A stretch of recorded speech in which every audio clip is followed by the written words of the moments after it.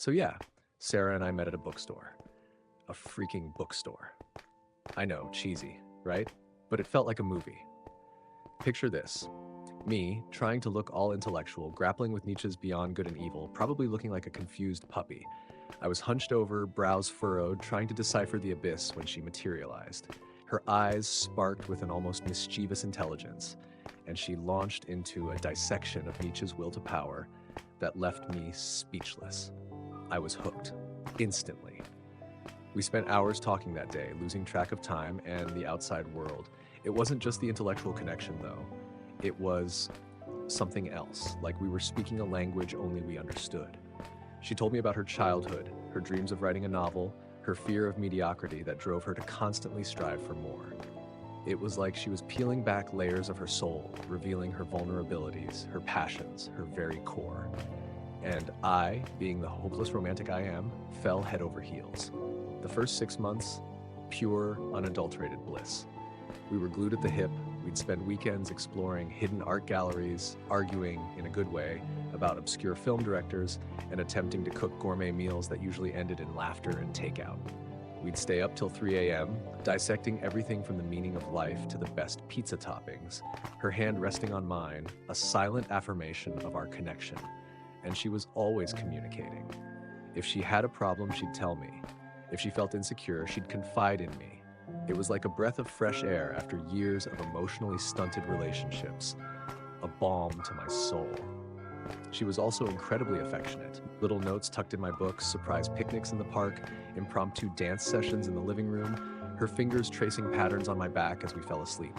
She made me feel seen, cherished, like I was the most important person in the world. And honestly, I believed her. I thought, this is it. I've found my person. Then came the vacation. The dream vacation. We'd been planning it for months, picturing ourselves sipping cocktails on a white sand beach, exploring lush jungles, and making memories that would last a lifetime. We splurged on this ridiculously expensive resort, the kind with private villas and infinity pools. I envisioned us reconnecting, reigniting that spark that had started to flicker a bit. I thought this trip would be the ultimate relationship booster. Looking back, I was so naive, so utterly, painfully naive. I was so caught up in the fantasy of it all, I completely ignored the subtle shifts in her behavior. I was so blinded by love that I couldn't see the signs. I was about to walk into a freaking emotional landmine, and I had no idea. So we get to this paradise, right? The resort is everything we imagined. Luxurious, secluded, breathtaking. The first few days were amazing. We went snorkeling, explored local markets, and even took a cooking class. But then, things started to get weird. Sarah became obsessed with these spa treatments. I mean, obsessed. Every single day, she'd disappear for hours, claiming she needed a relaxing massage. At first, I was like, okay, go for it, babe. You deserve it. But then it started to feel excessive. Like, seriously, how tense can you be? I tried to be cool about it. Another massage, babe? I asked, trying to sound casual. You must be really stressed. She just shrugged, not even looking up from her phone, her thumbs flying across the screen. They're amazing here. You should try one. So I did, and it was fine. Nothing to write home about. I told her that, and she gave me this dismissive look, like I was the one with the problem. Well, everyone's different, she said, her eyes glued to her screen, a faint scent of something floral and musky lingering in the air, a scent I didn't recognize. That's when the alarm bells started ringing. She was distant, always on her phone, and seemed to be actively avoiding spending time with me. If I tried to touch her, she'd flinch slightly. If I tried to initiate intimacy, she'd brush me off with a curt, "I'm tired." I tried to talk to her, but she'd brush me off, saying I was being paranoid. "You're making a big deal out of nothing," she'd say, rolling her eyes. "Can't I just enjoy my vacation?" I wanted to believe her. I really did, but my gut was screaming at me. I started noticing little things, that faint scent, which I later discovered was a men's massage oil, a specific brand I found online while trying to calm my mind. A weirdly flustered look when she returned from her spa appointments, her cheeks flushed and her hair slightly damp. I felt like I was losing my mind, second-guessing everything. I was trapped in a bad dream, where everything looked perfect on the surface, but something sinister was lurking beneath. I was starting to feel like she was gaslighting me and I was losing my grip on reality. I even tried to snoop a little, asking the spa staff about her appointments, but they were tight-lipped, like they were guarding some top-secret information. It was driving me insane. I felt like I was in a bad dream, where everything looked perfect on the surface, but something sinister was lurking beneath. Update 1. Okay, Reddit, prepare for the plot twist from hell, because I just found out she was cheating on me with the freaking masseuse. I couldn't sleep that night. I kept replaying her behavior in my head, and the more I thought about it, the more suspicious it seemed. So I did something I'm not proud of. I checked her phone. I know, snooping is wrong, but I was desperate. And what I found, it was like a punch to the gut. Messages between her and a number I didn't recognize. At first, they were just confirming appointments, but then I scrolled further down, and that's when it turned into a full-blown soap opera. Flirty emojis, suggestive comments, and then explicit photos. Close-ups of her face, flushed and smiling, in a way I hadn't seen in weeks. A picture of a hand, not mine, caressing her thigh. My stomach dropped to my feet. They'd been meeting in a private room at the spa, right under my nose. She'd been lying to me the entire time, using her spa appointments as an excuse to hook up with this person. I felt a wave of pure, unadulterated rage, a white-hot fury that threatened to consume me. I wanted to wake her up and scream, but I knew I needed to stay calm. I took screenshots of everything, every message, every photo, every detail, then quietly put her phone back, my hands shaking with a mixture of anger and betrayal. The next morning, I confronted her. I showed her the messages, and she broke down, sobbing, begging for forgiveness, claiming it was a mistake, a moment of weakness. She said she still loved me, that she wanted to make things right. I just stared at her, feeling numb, like I was looking at a complete stranger. The person I thought I knew, the person I'd shared my life with for 5 years, was gone. "Pack your things," I said, my voice cold, devoid of any emotion. "You're leaving." "Please, don't do this," she pleaded, tears streaming down her face, her voice thick with desperation. "We can work this out." "There's nothing to work out," I said. "You betrayed me, and I can't forgive you." I booked her the next available flight home. I told her I'd be staying on the island for the rest of the vacation. A bitter irony. I booked her a taxi to the airport, and then I watched her leave. I watched her walk away, carrying her bags and her lies, and I felt nothing. Just a hollow emptiness. The next few days were a blur. The resort staff, bless their souls, were incredibly supportive. They gave me space, offered to help with anything I needed, and even upgraded my villa. I spent my time alone, trying to process everything. I went through every emotion imaginable: anger, sadness, confusion, disbelief, a crushing weight in my chest that made it hard to breathe. But there was also a strange sense of relief. Relief that I finally knew the truth. Relief that I didn't have to pretend anymore. I spent hours staring at the ocean, the waves crashing against the shore, mirroring the turmoil within me, trying to make sense of it all.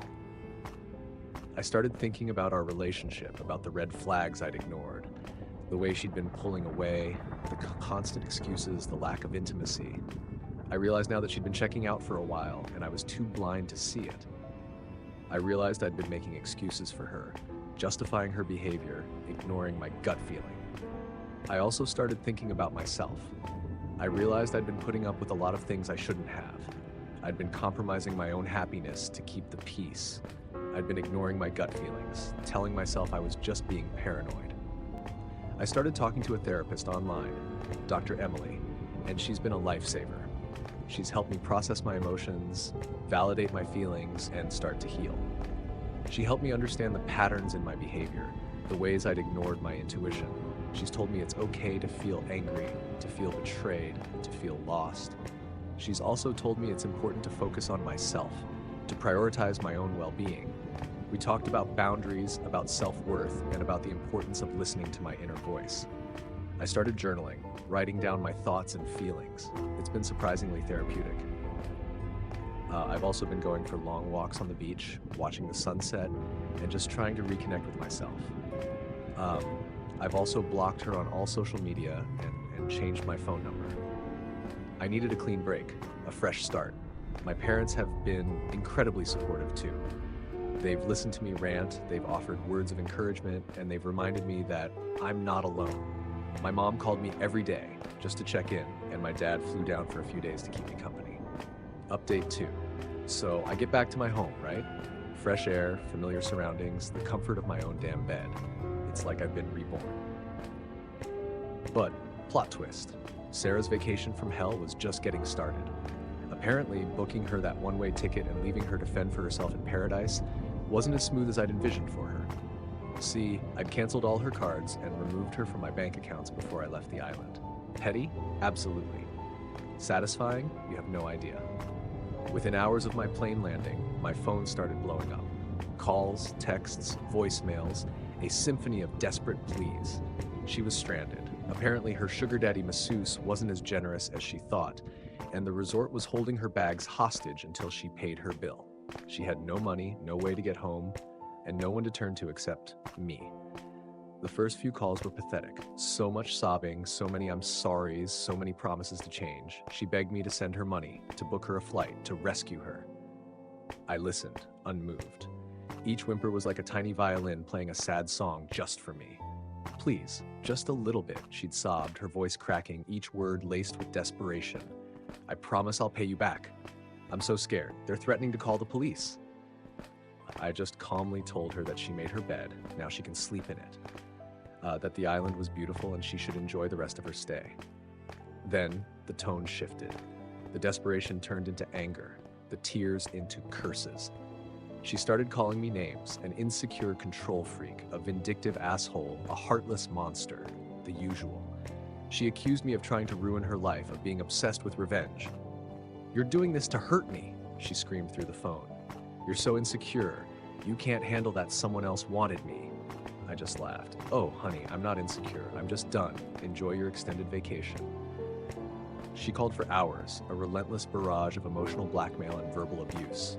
She tried every trick in the book, guilt-tripping, threats, even fake apologies. "I'll tell everyone what you did to me," she shrieked. But I was a brick wall. Every call, every text, every voicemail just fueled my satisfaction.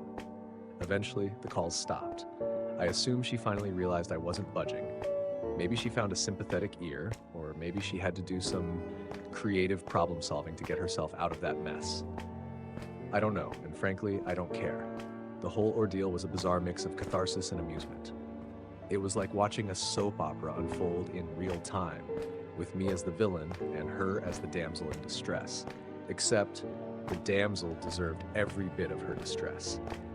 The messages she sent me, I screenshotted them all. They are now my favorite thing to look at when I need a little pick-me-up.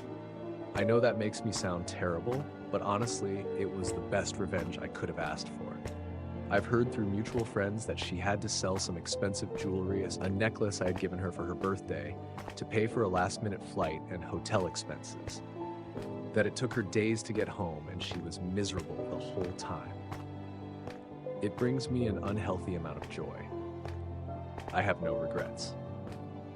So, a few weeks have passed. I'm starting to feel like I'm finally getting my life back on track. I've been going to the gym, hanging out with friends, and even dipping my toes back into the dating pool. Emphasis on dipping. I'm not rushing into anything. Then bam! A text from Sarah. "Hey," it reads, "casual as can be. I need to come by and get my stuff." My stuff? Her stuff? The audacity. After everything she put me through, after the emotional roller coaster, after the stranded in paradise meltdown, she thinks she can just waltz back into my life and collect her belongings like nothing happened? I almost choked on my coffee. I wanted to text back a string of expletives, but I decided to take the high road, sort of. "When?" I replied, keeping it short and cold. "Tomorrow?" She texted back immediately. "Is 6 p.m. okay?" "Fine," I replied. I spent the rest of the day in a state of controlled chaos. I was angry, yes, but also strangely excited. This was my chance to show her how much I'd moved on, how little she affected me anymore. I spent hours cleaning the apartment, making sure it looked pristine. I even bought a new plant, a big, healthy monstera, and placed it prominently in the living room. It was my "I'm thriving without you" plant, a symbol of my growth. 6 p.m. rolls around and the doorbell rings. I take a deep breath, put on my best "I'm doing amazing, thanks" smile, and open the door. There she is, looking, well, not great. Her hair's a mess, she's wearing sweatpants, and she has this pathetic, pleading look in her eyes. It's a far cry from the glamorous woman I fell in love with.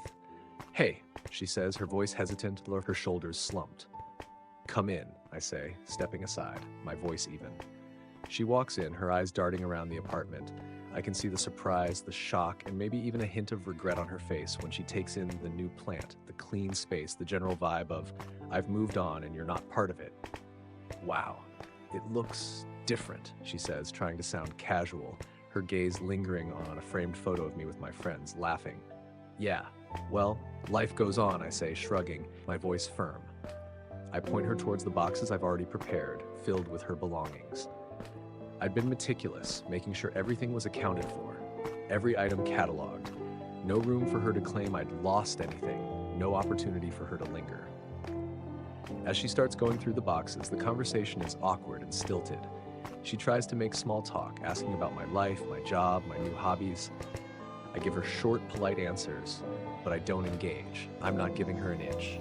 Then she finds a photo of us from our early days. Her face softens, and she looks at me with those big, sad eyes. "Remember this?" she says, her voice wistful, her fingers tracing our faces in the picture. "Yeah," I say, my voice flat, my gaze fixed on a point beyond her. "It was a while ago." She tries to hand it to me, but I shake my head. "You can keep it if you want." The rest of the evening is a blur of packing boxes and awkward silences. I keep my distance, making sure there's no physical contact, no lingering gazes. I'm determined to maintain my emotional distance, to show her that she no longer has any power over me. As she's about to leave, she turns to me, her voice pleading, a desperate attempt to bridge the chasm between us. Can we talk sometime? Just catch up?" I look at her, my face expressionless, my eyes cold. "There's nothing to talk about, Sarah. It's over." She looks at me for a long moment, then sighs, a defeated sound. "Okay," she says, her voice barely a whisper, the weight of her actions finally settling on her shoulders. She walks out the door and I close it behind her, the click echoing in the silence. The apartment feels lighter, cleaner, the air somehow fresher. Update 3. So, after the "I need my stuff back" tour, I thought that was it. I was wrong. Dead wrong. I woke up the next morning to a barrage of notifications. My phone was buzzing like a disturbed beehive, each ping a tiny sting of venom. I opened Instagram, and there it was, a post from Sarah, a long, emotional diatribe, a carefully crafted narrative of victimhood. She painted herself as the abandoned, the wronged, the innocent party, and me as the villain, the heartless ex who'd left her stranded in paradise. She claimed I was controlling, manipulative, and that I'd ruined her life. The comments section was a cesspool. Her friends, her family, and even some random internet strangers were piling on, calling me every name in the book. They were calling me an abuser, a narcissist, a monster. They were saying that I should rot in jail, that I deserved to be alone forever, that I was less than human. "You're a disgusting excuse for a man," one comment read. "I hope you suffer," another stated. But it didn't stop there. My phone started blowing up with text messages from her parents. Yes, her parents. They were sending me these long, vitriolic texts accusing me of being a terrible person, a disgrace, and a monster. They said that I had ruined their daughter's life and that they would never forgive me. "How dare you treat my daughter like this?" one text read, the words burning into my screen. "You are a sick person." "We raised her better than to be treated like this," another stated, the hypocrisy dripping from every word. "You will pay for this." A final text read, a chilling threat. Her friends were also getting in on the action. They were sending me DMs, calling me names, and even threatening me. They were spreading rumors and lies, trying to turn everyone against me. "You are a terrible person," one DM read. "She deserves so much better," another insisted. "I hope you die alone." A particularly vicious message stated, sending a shiver down my spine. The whole thing was a coordinated attack, a social media lynch mob. They were trying to destroy my reputation, to turn my friends and family against me. It was like they were trying to erase me from existence, to rewrite the narrative, to twist the truth into something unrecognizable. I felt a surge of anger, but also a sense of detachment, like I was watching a movie and the characters were all going crazy. I took screenshots of everything, every post, every text, every DM. I knew I might need them later, evidence of their orchestrated assault. I contacted a lawyer who advised me to stay silent, to not engage with them at all. He said that any response would only fuel the fire, giving them the attention they craved. He also suggested that I document everything and that I block everyone who was involved, cutting off their access to me. So, I did. I blocked Sarah, her parents, her friends, and anyone else who was sending me hate. I muted notifications from social media, and I tried to focus on myself, on preserving my sanity. It was hard, though. The constant barrage of negativity was draining, and it felt like everyone was against me. I felt isolated, vulnerable, but I reminded myself that their opinions didn't define me, that I knew the truth, and that I had people who loved and supported me, even if they were temporarily drowned out by the noise. I also thought it was hilarious, in a dark, twisted way, that they were calling me a monster after their daughter cheated on me, and then got mad when I left her in another country. The audacity was astounding, a testament to their warped sense of reality. I decided to take some time off from social media to focus on my mental health and to let the storm pass. I knew that eventually the drama would die down and they would move on to something else, their attention span as fleeting as their morality. And when they did, I would be stronger, wiser, and more determined than ever. After the social media meltdown, I decided to take a serious break from the online world. I focused on myself, on healing, and on rebuilding my life. I spent time with my friends, rekindled old hobbies, and even started seeing a new therapist, Dr. Anya, who helped me process everything that had happened to untangle the knots of betrayal and anger. And then I met her. Let's call her Jane. Jane was everything Sarah wasn't. Kind, compassionate, honest, and genuinely interested in getting to know me. We met at a local art gallery amidst a swirl of vibrant colors and abstract shapes, and we just clicked. We spent hours talking about everything and nothing. Her laughter, a melody that soothed my soul, and I felt a connection I hadn't felt in a long time. A genuine, authentic connection. We took things slow, and I was upfront about my past, laying my vulnerabilities bare. Jane was understanding and supportive, and she helped me trust again, to open my heart without fear.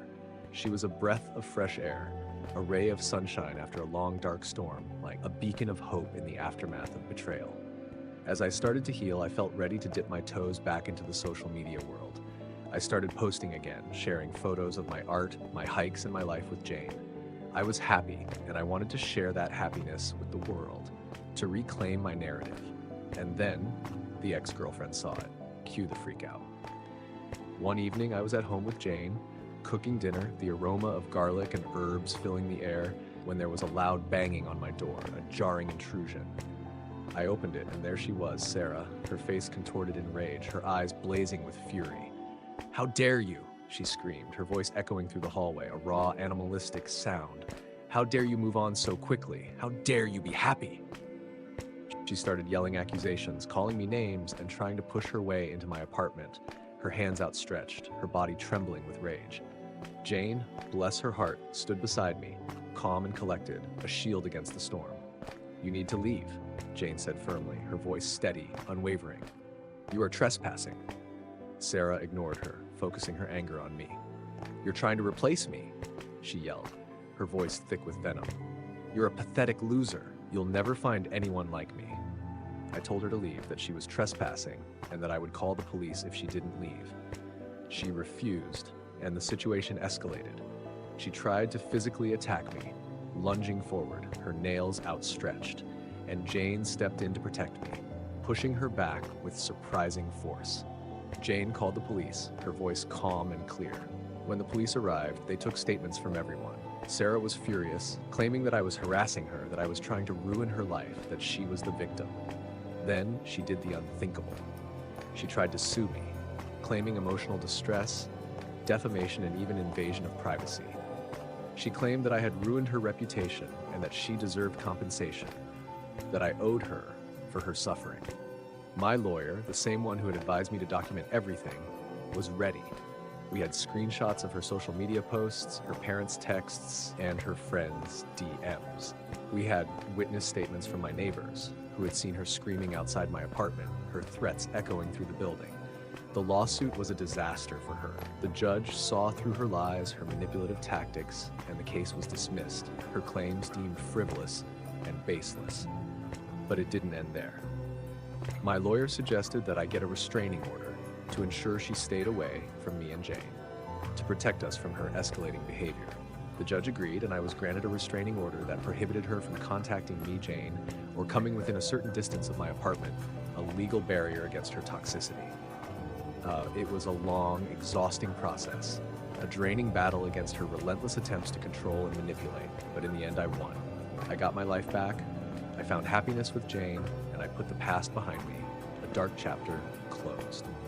And that, Reddit, is the end of the story. I learned a valuable lesson. Some people are toxic, and you need to cut them out of your life. If you thought that was crazy, hit that like button and subscribe for more wild stories. And if you didn't quite enjoy it, feel free to hit the dislike. Your feedback means a lot. Drop a comment below and let me know what you think, or share your own experiences. And don't forget to check out my other videos for more insane tales. Thanks for watching, and I'll see you in the next one.